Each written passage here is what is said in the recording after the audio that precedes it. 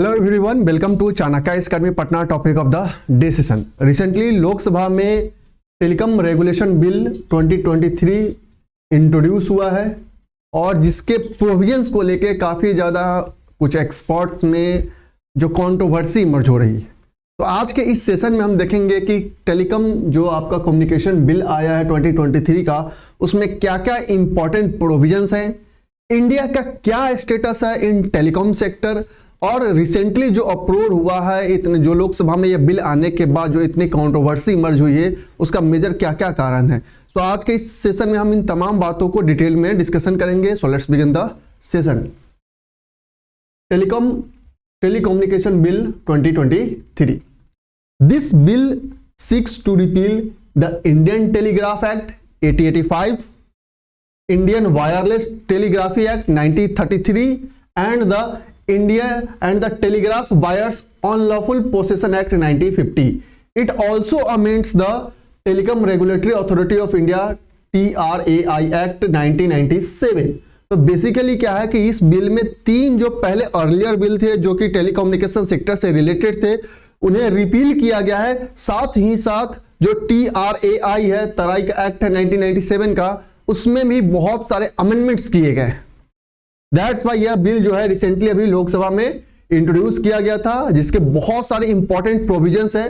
तो हम की प्रोविजंस की बात करते हैं। पहले इस बिल का क्या इंपॉर्टेंट की प्रोविजंस है इस बिल का। तो first one is authorisation for telecom related activities, कि अगर कोई भी टेलीकॉम रिलेटेड एक्टिविटीज में इन्वॉल्व है directly indirectly, then prior authorisation from the central government will be required to provide telecommunication services, establish, operate, maintain or expand the communication network or possess radio equipment. Existing license will continue to be valid for a period of their grant or for 5 years where the period is not specified. तो basically क्या है कि अगर कोई भी telecom related services provide कर रहा है, इस्टेब्लिश कर रहा है, ऑपरेट कर रहा है, मेंटेन कर रहा है, then prior authorisation of central government required है। साथ ही साथ जो एग्जिस्टिंग लाइसेंस है वो कंटिन्यू रहेगा फॉर द स्पेसिफाइड पीरियड, और जिस लाइसेंस में पीरियड स्पेसिफाइड नहीं है उसमें क्या होगा कि वो एटलीस्ट 5 इयर्स तक वो वैलिड करा रहेगा। दिस इज द फर्स्ट की provision of this bill. Next one is assignment of spectrum, कि कैसे स्पेक्ट्रम एलोकेट किया जाएगा, कैसे असाइन किया जाएगा। तो बेसिकली इसमें दो प्रोविजन है। Spectrum will be assigned by auction process except for specified use where it will be allocated on administrative basis, कि जो एलोकेशन है स्पेक्ट्रम का वो दो बेसिस पे होगा, ऑक्शन, मेनली ऑक्शन, और कुछ जो स्पेसिफिक सेक्टर है वहां पे एडमिनिस्ट्रेटिव बेसिस पे जो स्पेक्ट्रम का असाइनमेंट किया जाएगा। This include purposes such as national security, defence, disaster management, weather forecasting, transport, satellite services such as DTH, satellite telephony, BSNL, MTNL and public broadcasting services. तो ऐसे स्पेसिफाइड सेक्टर्स हैं जहां पे जो स्पेक्ट्रम को एलोकेट किया जाएगा, असाइन किया जाएगा, वह एडमिनिस्ट्रेटिव बेसिस पे किया जाएगा। अदरवाइज जो स्पेक्ट्रम का असाइनमेंट होगा on the basis of auction होगा। And the central government may repurpose and reassign any frequency range. The central government may also permit sharing, trading, leasing and surrender of spectrum. तो basically यह है कि कैसे आखिर spectrums को allocate किया जाए। तो दो मेथड है, ऑक्शनिंग और administrative basis. In general cases auctioning के थ्रू स्पेक्ट्रम को एलोकेट किया जाएगा, एंड इन सब स्पेसिफाइड केसेस जैसे हम नेशनल सिक्योरिटी की बात कर रहे थे, डिफेंस की बात कर रहे थे, वेदर फोरकास्टिंग की बात कर रहे थे, इन दीज केसेस जो स्पेक्ट्रम का असाइनमेंट होगा, एलोकेशन होगा, वह एडमिनिस्ट्रेटिव डिसीजन पे होगा। सैटेलाइट इंटरनेट अलॉटमेंट्स, जो सैटेलाइट्स है उनका जो इंटरनेट अलॉटमेंट है की हम बात करते हैं वो कैसे होगा। The bill introduce provision for allocating spectrum to satellite internet providers like OneWeb की हम बात करते हैं, supported by Bharti, and US based company such as SpaceX, Starlink. Presently active authorization have been granted to OneWeb and Jio, paving the way for satellite based internet service. तो basically क्या है, इस bill में जो सैटेलाइट के through internet services provide करते हैं, जैसे कि हम बात करते हैं OneWeb और SpaceX का जो Starlink है, ऐसे प्रोविजंस भी इसमें डाले गए हैं कि सेंट्रल गवर्नमेंट इसमें एक्टिव ऑथोराइजेशन के थ्रू इसे रेगुलेट कर सकता है। अब हम बात करते हैं power of interception and search कि जो मैसेजेस आते हैं और अ क्लास ऑफ मैसेजेस बिटवीन 2 और more person may be intercepted, monitored और ब्लॉक्ड ऑन सर्टेन ग्राउंड्स। इसी को बहुत सारे एक्सपर्ट्स कहते हैं कि ये प्राइवेसी का हनन है, लेकिन ये बहुत ही इंपॉर्टेंट प्रोविजन है कि जो इंपॉर्टेंट मैसेजेज हैं, कुछ भी जो ऐसे अनअग्रल मैसेजेज है बिटवीन 2 और more person can be intercepted, monitored और ब्लॉक्ड ऑन सर्टेन ग्राउंड्स। वो ग्राउंड हो सकते हैं, नेशनल सिक्योरिटी का मामला हो सकता है, पब्लिक ऑर्डर का मामला हो सकता है। ऑन दीज ग्राउंड्स या मैसेजेस को इंटरसेप्ट किया जा सकता है। Such action must be necessary और expedient in the interest of public safety और public emergency and must be in the interest of specified grounds which include security of the state, prevention of incitement of offences और public order. Telecom services may be suspended on similar grounds. The government may take temporary possession of any telecom infrastructure, network, services and occurrence of any public emergency or public safety. तो basically क्या है कि अगर ऐसे grounds आते हैं, public order का मामला हो, इमरजेंसी का मामला हो, नेशनल सिक्योरिटी का मामला हो, इन दैट केसेस मैसेज को इंटरसेप्ट किया जा सकता है। टेलीकॉम सर्विसेज को सस्पेंड किया जा सकता है फॉर टेम्पररी पीरियड। उस टेलीकॉम सर्विसेज का जो पोसेशन है वो गवर्नमेंट अपने अंदर ले सकती है। An officer authorised by government may search premises और vehicles for the possession of unauthorised telecom networks और इक्विपमेंट। और सेंट्रल गवर्नमेंट का कोई भी एक ऑफिसर जो हो सकता है वह प्रीमाइसेस में जाके सर्च ऑपरेशन कर सकता है on that basis. Powers to specify standards, कि किस स्टैंडर्ड्स के स्पेक्ट्रम्स होंगे, कैसे सर्विसेज प्रोवाइड होंगे। अगेन सेंट्रल गवर्नमेंट में prescribe standards and assessments for telecom equipment, infrastructure, networks and services.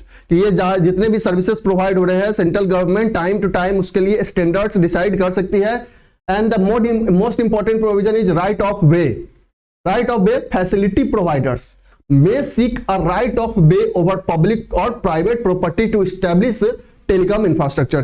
कि जो फैसिलिटी प्रोवाइड कर रहे हैं, जो सर्विसेज प्रोवाइड कर रहे हैं, उनका अपना राइट है कि वो पब्लिक लैंड पे या पब्लिक प्रॉपर्टी पे अपना इस्टेब्लिश करना चाहते हैं इंफ्रास्ट्रक्चर, प्राइवेट प्रॉपर्टी पे अपना इंफ्रास्ट्रक्चर इस्टेब्लिश करना चाहते हैं। Right of way must be provided on a non discriminatory and non exclusive basis to the extent possible. और ये सबको, ये जो राइट ऑफ वे है वो सबको इक्वली पॉसिबल करना चाहिए जहां तक हो सके, ताकि जो इंफ्रास्ट्रक्चर बिल्डअप करने में कोई परेशानी ना आए जो भी सर्विसेज प्रोवाइडर है। प्रोटेक्शन ऑफ यूजर्स, अगेन कि जो यूज कर रहे हैं उनका भी प्रोटेक्शन का प्रोविजन है इसमें। सेंट्रल गवर्नमेंट में provide for measures to protect users which include prior consent to receive specified message such as advertising message, creation of do not disturb registers and mechanism to allow users to report malware और specified message. जैसे कि आपको बार बार बहुत सारे ऐसे message आते हैं, जैसे आपको लगता है कि ये अनस्पेसिफाइड मैसेजेस हैं, तो आपके पास ऑप्शन है creation of do not disturb registers का। जो भी एडवर्टाइजिंग मैसेजेस आते हैं, आपको लगता है कि नहीं मेरे मोबाइल पे नहीं है, मेरे इंटरनेट सर्विसेज पे नहीं है, तब उसे भी आप ब्लॉक कर सकते हैं। तो बेसिकली जो यूजर है उसके भी प्रोटेक्शन का ख्याल इस बिल में रखा गया है। And the biometric authorisation is mandatory for telecom customers to combat spams and messages. और यहां पे बायोमेट्रिक प्रोविजंस भी है जो कि आपको जो स्पैम्स आते हैं उससे आप ब्लॉक कर सकते हैं। Entities providing telecom services must establish an online mechanism for registration and redressal of grievances. और जो भी एंटिटीज है जो टेलीकॉम सर्विसेज प्रोवाइड कर रही है वह अपना एक बेसिकली सर्विसेज एस्टैब्लिश कर सकते हैं, जो एक ऑनलाइन मैकेनिज्म रजिस्ट्रेशन के थ्रू कि अगर आपको कोई कंप्लेन आता है तो आप डायरेक्ट वहां पे कंप्लेन कर सकते हैं। आफ्टर दैट अगर हम बात करते हैं अपॉइंटमेंट ऑफ TRAI, जैसा कि जस्ट हमने देखा शुरू में कि TRAI एक्ट 1997 उसमें भी अमेंडमेंट्स किए गए। अब क्या इंपॉर्टेंट अमेंडमेंट्स है? The bill amends TRAI act to also allow individuals with at least 30 years of professional experience to serve as the chairperson and at least 25 years of professional experience to serve as a members of TRAI, जिसे में important amendment किया गया है TRAI act 1997 में।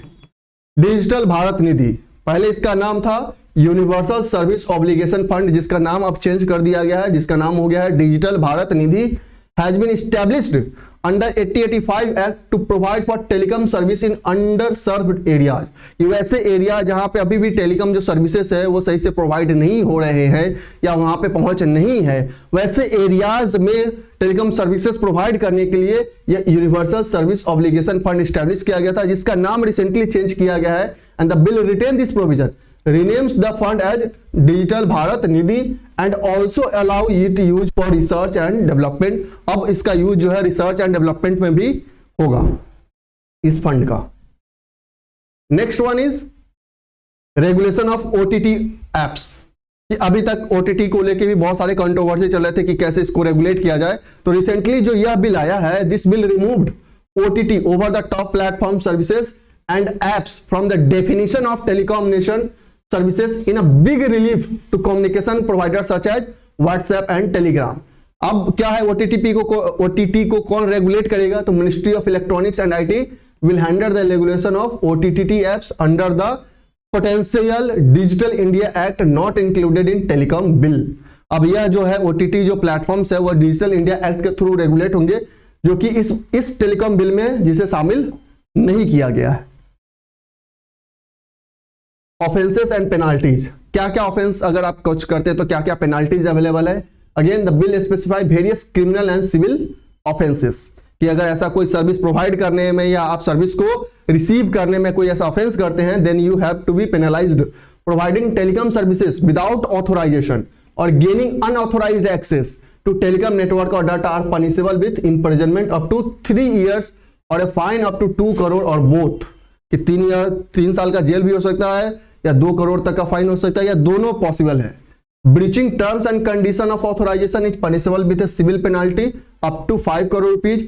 पोसेसिंग unauthorised equipment और using unauthorised network और services is punishable with a penalty up to 10 lakh rupees. तो दोनों प्रोविजन का यहाँ पे प्रावधान है कि आपको जेल भी हो सकता है, पेनाल्टी भी आप पे लगाया जा सकता है सिविल एंड क्रिमिनल ऑफेंस के तहत।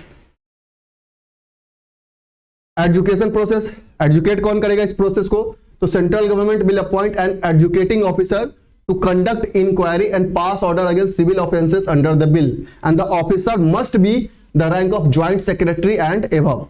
Order of the adjudicating officer may be appeal before the designated appeal committee within 30 days, और जो यह डेजिग्नेटेड अपील कमिटी होगा वह TD सेट होगा, जहां पे वो आप अपील कर सकते हैं within 30 days of the decision. After that trusted source regime, ये बहुत ही अगेन इंपॉर्टेंट प्रोविजन है। A measure initially establish post Indo China border conflict in 2020 to prevent the importation of telecom equipment from the potentially adversarial nations is now integrated into the law. अब इस law को integrate कर लिया है इस telecom bill में, जो कि 2020 का बेसिकली एक प्रोविजन था कि जो बाहरी नेशन है, जो ऐसे कंट्रीज है जो कॉन्फ्लिक्टिंग है, जो पोटेंशियली कहीं ना कहीं एक डेंजर पैदा कर सकते हैं, वहां से जो भी टेलीकॉम इक्विपमेंट हम इंपोर्ट करते थे उसे अब खत्म करना है। तो इस प्रोविजन को इस बार के बिल में उसे एक लॉ के रूप में इंटीग्रेट कर लिया गया है। अब हम बात करते हैं status of telecom sector India. क्या स्टेटस है? तो टेलीकॉम इंडस्ट्री की हम बात करें, in India is the second largest in the world with A subscriber base of 1.179 billion as of August 2023 wireless plus wireline subscriber. It is also the 4th largest sector in terms of FDI inflows, contributing 6% of total FDI inflow. India has an overall tele-density of 84.69%. Tele-density denotes the number of telephones per 100 population and is an important indicator of telecom penetration. The average monthly data consumption again per wireless data subscribers and also increased from 17.36 GB in March 2023 to 61.66 MB in March 2014, जो 2014 में मार्च में 61.66 MB था, अभी आप देख सकते हैं मार्च 2023 में ये 17.36 GB पहुंच गया है। तो जो टेलीकॉम इंडस्ट्री है वो इंडिया में काफी बड़ा इंडस्ट्री है, चाहे वो हम FDI के नजर से देखें या इंडस्ट्री के रूप में देखें, ये बहुत बड़ा मेजर इमर्जिंग इंडस्ट्री है, सनराइज इंडस्ट्री के दर्जा इसे दिया जाता है। सो बेसिकली इसलिए यह जो बिल है वो काफी ज्यादा इंपॉर्टेंट है from various perspectives. So that's all for today. Thank you.